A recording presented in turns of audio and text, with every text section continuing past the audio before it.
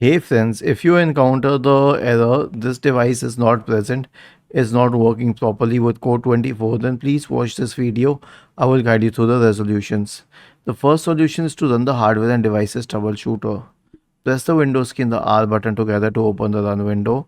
Type the command msdt.exe space hyphen id space device diagnostic and hit enter. You will open the hardware and devices troubleshooter, click on next.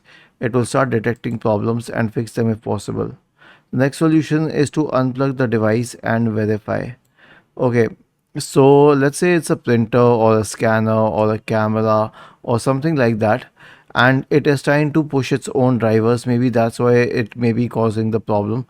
So unplug that device and verify the drivers, and then you can try replugging the device once again. Usually the drivers don't get uninstalled merely because you unplugged the device. So this is something that you can test.